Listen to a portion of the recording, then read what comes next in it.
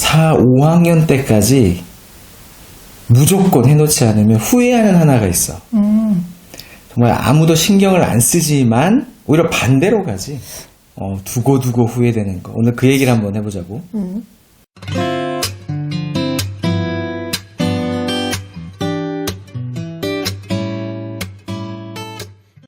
초등 때는 있다가 중고등 때 없어지는 게 있어.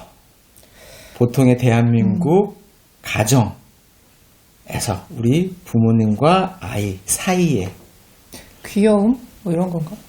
애교? 뭐 이런 거? 뭐 비슷하기는 한데 사실 좋은 사이가 없어지지. 보통 4학년, 5학년 전후부터 좋았던 사이가 딱 요 타이밍이거든. 요 타이밍 때 없어지기 시작을 하고 대화가 많이 없어지기 시작을 해. 그 시기가 아이들 사춘기랑 맞물려서 그렇지. 사춘기도 오지. 그 다음에 이제 보통 초등학교 4, 5학년 때, 5학년 전후로 공부에 대한 압박이 크게 들어오는 시점. 그치. 그렇지. 학교 공부도 많아지고 어려워지고 중학교를 대비를 해야 돼서 뭐 수학도 마찬가지일 테고 영어도 마찬가지일 테고 정말 이제 좀 어려운 공부를 하기 시작하는 때 그래서 이제 대화라는 게 많이 없어지고 오히려 화나 그치? 짜증이 오가는 거야. 올바른 맞아요. 대화가 오가는 게 아니라 사실 이게 되게 아이러니한 게 이때부터 사실 사이가 좋아야 되거든.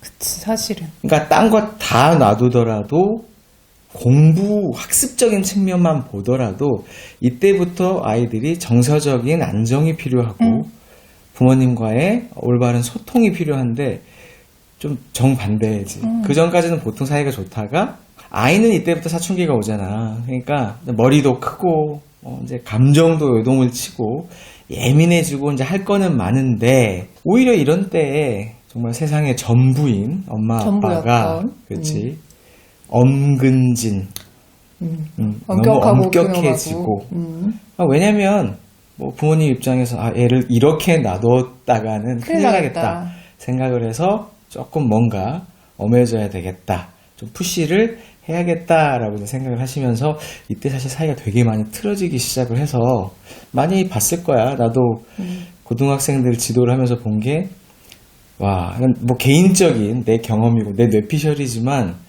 부모님이랑 대화를 하는 아이들의 비중, 그러니까 제대로 된 대화를 어느 정도라도 하는 아이들의 비중이 많이 잡아야 10%도 안 될 것 같아.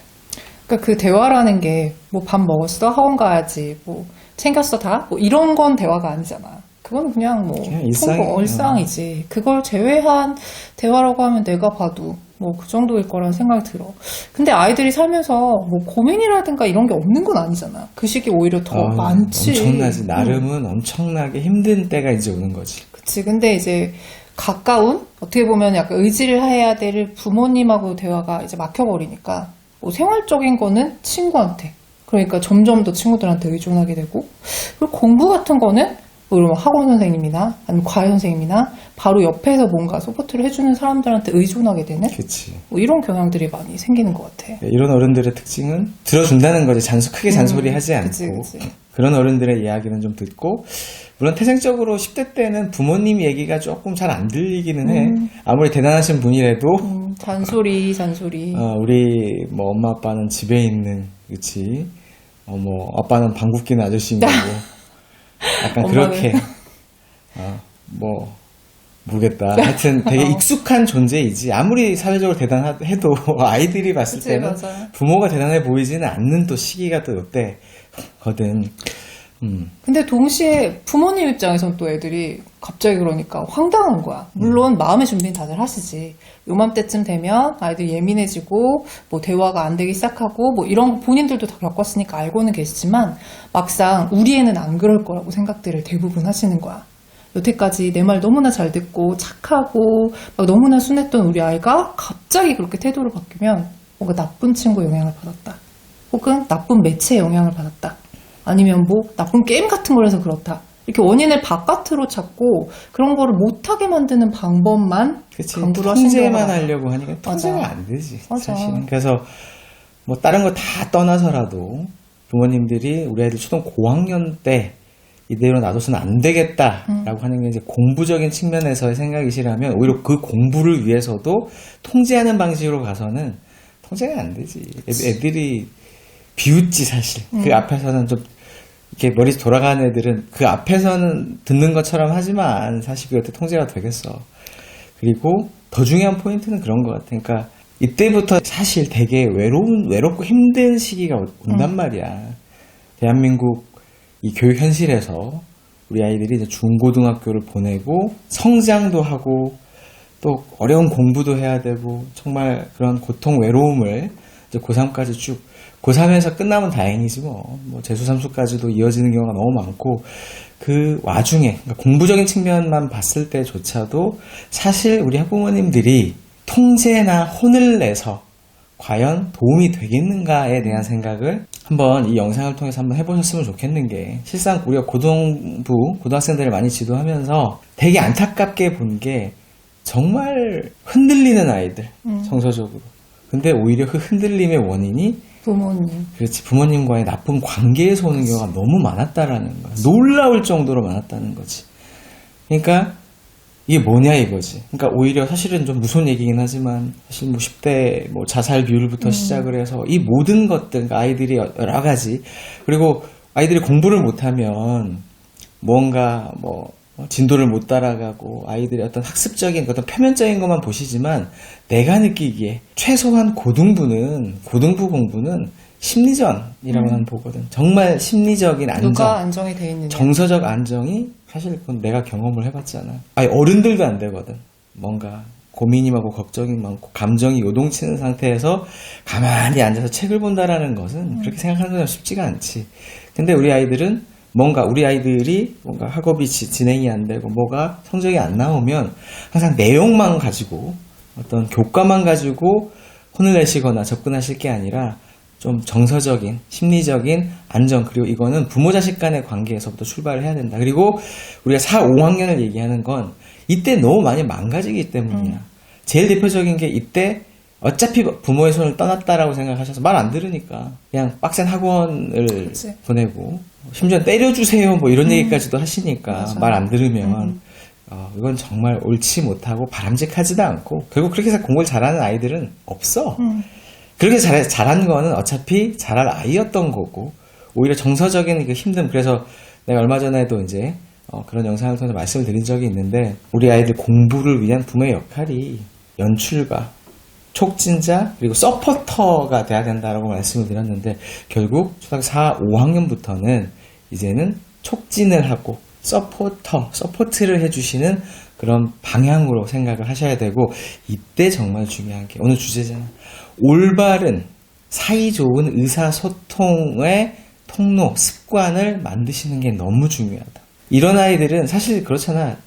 아이가 힘들고 어려우면 부모를 찾는 게 정상이야. 그치. 근데 오히려 부모로부터 도망가려고 멀어지려고 하고 멀어지려고 한다라는 거는 사실 공부의 문제를 넘어서서 정말 이건 바람직하지 않는 거지. 속상한 일이지 사실은. 너무 속상한 일이지. 그리고 이때 틀어지면 거의 한 40 되기 전까지는 안 돌아와. 철들기 전까지. 철들기 전까지 정말. 맞아. 내 부모가 그럴 수밖에 없었던 상황들을 이해할 수 있는 나이. 그치. 그러니까 어렸을 때 정말 충격적으로 혼이 났다던가, 뭐 맞았다던가, 정말 이렇게 말 한마디, 비수를 꽂혔다던가 하는 게 정말 오래 간단 말이지. 그러니까 과연 무엇을 위한 잡들이냐, 무엇을 위한 그런 통제냐를 생각해 보셨을 때, 사실 아무도 얘기를 해준 사람이 없거든, 그런 부분에 있어서는. 그리고 실제로 스스로 공부를 잘했던 학생들, 우리가 가르쳤던 아이들, 그리고 뭐 대학 이후에 만났던 친구들이나 뭐 성장한 그 대학생 아이들의 얘기를 들어보면 대부분 부모님이 굉장히 포용적이고 통제랑은 거리가 좀 먼 그런 분들인 경우가 더 많았던 것 같아. 근데 물론 이제 그게 닭이 먼저냐, 달걀이 먼저냐의 문제일 수도 있겠지만 확실한 건 뭐냐면 혼을 낸다고 해서 달라질 건 없다. 오히려 좋은 언어, 감정적인 포용, 그러니까 무조건 다 안아주고 무조건 다 허용해 주시라는 얘기가 아니라 원칙은 지키되 그치. 감정적으로 혼을 내거나 감정적으로 통제를 하거나가 아니라 정말 내가 힘들고 어려울 때 결국 내가 믿고 의지할 수 있는 사람은 우리 엄마밖에 부모님. 없다라는 그 절대적인 믿음을 안에서의 원칙의 집행과 그런 건 필요한 거지만 그치. 그거 자체가 무너져서 막 원망을 하고 감정을 투영을 하고 이거는 사실 뭐 좋은 양육도 아니지만 아이들 공부에 있어서는 정말 오히려 정말 마이너스다. 근데 혼을 내야 잘한다고 생각하시는 분들이 너무 많기 때문에 눈앞에서는 그게 고쳐지는 것 같으니까. 그리고 그거는 정말 오래가야 중학교 1, 2학년 때까지지. 정말 그것도 착한 애야. 대부분 5, 6학년부터 혼을 낸다고 해서 공부하지 않거든. 근데 그게 아예 틀어져 버리면 고등학교 때는 정말 따로 노는. 그래서 부모가 오히려 도와주고 싶어도 어떻게 뭐 소통도 한다고 말도 안 하고 특히나 이 우리 아들들은 말을 안 하거든. 입을 딱 아예, 닫아. 그냥 그치. 네. 요즘은 뭐 여자애들 더 무섭다고 하는 분들도 많아. 아, 그치. 뭐 짜증내고 정말 그냥 감정적으로만 대하고 말을 않고 또 무시하지.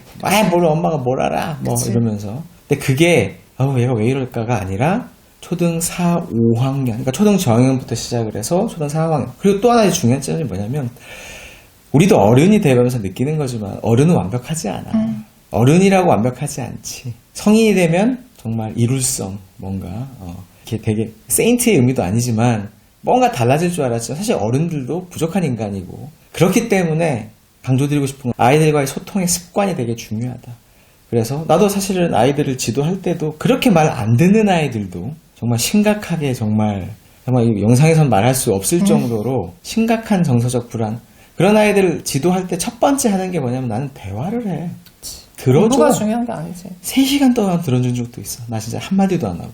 그런 거에 목말랐다라는 거거든. 마찬가지로 우리 부모님들, 우리 어른들도 그런 어떤 소통이나 그런 거에 어색하고 내 자식이지만 그래서 그런 것도 습관이 필요하다. 그래서 초등 저학년 때는 뭐 물고 빨고 하다가도 아이가 사춘기가 오면 안 된다가 아니라 부모부터가 먼저 조금 푸시 밀어내는 게 아니라 당겨서 안아주는 공부와 관련돼서도 원칙은 있지만 뭐 빡세게 뭐 혼내고 한다고 하는 게 아니라 오히려 좀 때를 좀 기다려주시는 때는 오거든. 누구에게나 별의 시간은 온다. 맞아.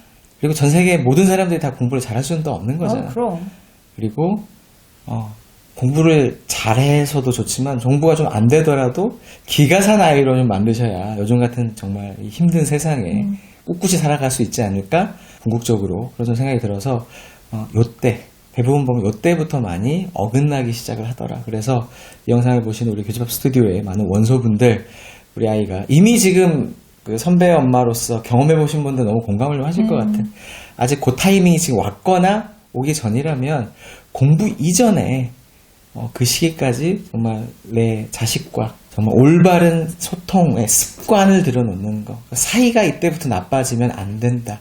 이거는 너무나 중요할 것 같아요. 그리고 그거는 아이를 나랑은 다른 존재로 인정하는 것부터 나는 시작할 거라는 생각이 들어. 왜냐면 그런 얘기 많이 하잖아. 쟤는 도대체 누굴 닮아서 이런 얘기.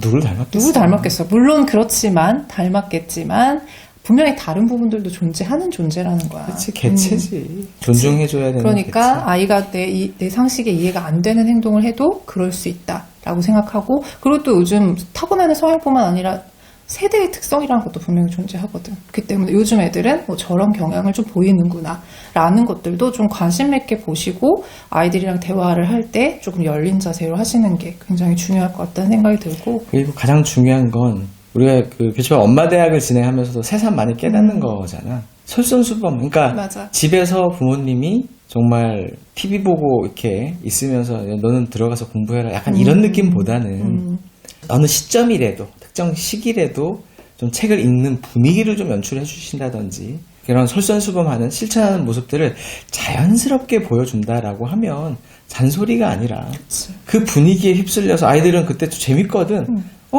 엄마 아빠가 책을 보고 엄마 아빠도 숙제를 하고 엄마 아빠도 공부를 하고 그치. 그러면 이게 뭔가 재밌는 거고 나만 해야 되는 게 아니라는 거잖아. 그래서 이번에 교집합 엄마 대학 1기 때도 엄청난 간증이 쉽게 말해서 있었고 이번에 교집합 엄마 대학 이제 2기도 이 영상이 포스팅되는 주에 금요일 날 이제 대단원의 막을 올리는데 아직 신청을 안 하셨다면 이 영상이 올라가고 그래도 하루 좀 넘게 시간이 있으니까 신청을 해보시고 뭐 이제 그 시점을 놓쳐서 이제 영상을 보시는 분들은 다음에 또 엄마 대학이 또 뭐 이렇게 준비가 된다면 실천에 참여해 보시는 것도 추천을 드리지만 꼭 그런 게 아니더라도 뭔가 그냥 책 하나 나도 그래서 어렸을 때 엄마가 힘들게 일하시고 갔다가 정말 피곤해 쩔어 계셔도 아직도 기억에 남는 거는 집에서 책을 한 번씩 이렇게 읽고 계시는 그런 모습들을 대단하셔. 떠올리면 이게 얼마나 우리 아이들한테는 큰 영향과 큰 교훈으로 자리를 잡을까. 그래서 좋은 관계를 특별히 한번 생각해 보시고, 사이 나쁨은 무엇을 위해서도 아무에게도 도움이 되지 않는. 않고, 근데 그런 걸 원하는 사람은 없지만 그때는 대부분 꼭 그러더라. 거기에 대해서 한번 생각을 해보시고 뭔가 좀 솔선수범한 실천하는, 일단 부모도 책이라도 좀 읽어보는 그런 분위기 속에서 아이를 자발적으로 책 읽는 아이로, 공부하는 아이로 한번 만드는 분위기를 만들어 보시는 것도 한번 생각을 해보셨으면 좋겠어요. 오늘 뭐 좀 진지한 얘기를 했는데 그러니까. 오늘 이야기는 여기서 끝. 끝.